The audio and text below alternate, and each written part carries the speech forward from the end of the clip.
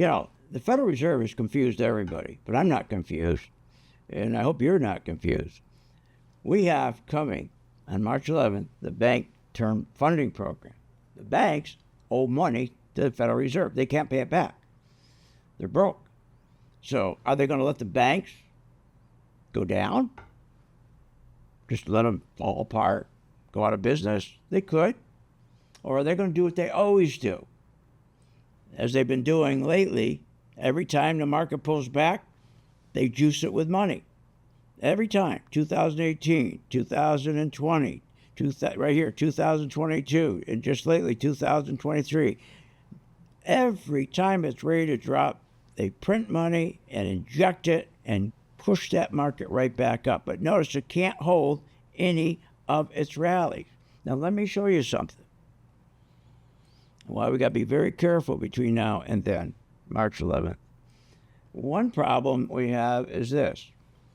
If you take a look at the PE ratios adjusted for inflation, do you know right now that in 1929, right before the crash, that's where we are today. The same PE ratio. The dot-com crash, right before it went down, same PE ratio as today, and here we are today. So that's what they have in common. But look at something else. They keep telling us how great the market is, how strong the market, how strong the economy is, and the labor market is so strong. I'm so sick of hearing how strong the labor market is. It's a joke, and because the labor market is not strong. But first, let me show you something. Here's the truth. How can the economy be good when in 2009 you paid $220,000 for a house? Your income, the average income, was about $66,000. Now, let's go to where we were in 2024. The house went up 89%. That's right, to 417 from 220. That's an 89% increase in inflation. But wages went from 68,000, only increased 14%, while your homes went up nearly 90%. What, are you absolutely nuts? So we got a real problem with inflation. If we get to March 11th and they decide to go back to QE, and they decide to print money again, do what they always do, keep injecting that money back in, print more money, keep pushing it in to push the stock market up to avoid a crash. Because remember, things are different now than they were in 2009. You got two banks that control the Federal Reserve, J.P. Morgan and Citigroup. They control 73% of the stock.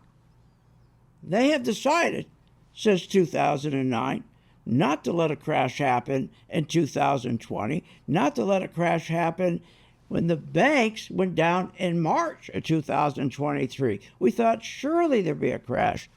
No, what'd they do? Inject it with another $5 trillion. Just like they injected in 2020 with $10 trillion. They just print this money up. Now, they did the same thing in October 2022 when the market pulled back. Injected another thing, $2.5 trillion. And then they did the same thing in October of 2023. So you can see what they're doing. Every time the market wants to go from a correction to a crash, they stop it. But look what's happening to the inflation. I just showed you. A home going up nearly 90%, with your wages going up 14%. It doesn't work. Also, the biggest problem we've got is right here. Look at this. In 2023, the Magnificent Seven stocks contributed 74% of that 24% rally. 74%. The other 493% or 493 stocks contributed what? 10, 11%? So that's where we are today. It's all about the bank. Remember, I told you the Federal Reserve, what their job used to be. Their job used to be to make sure that they're keeping prices down. They're maximizing our labor force. They don't do that anymore. They don't care about that.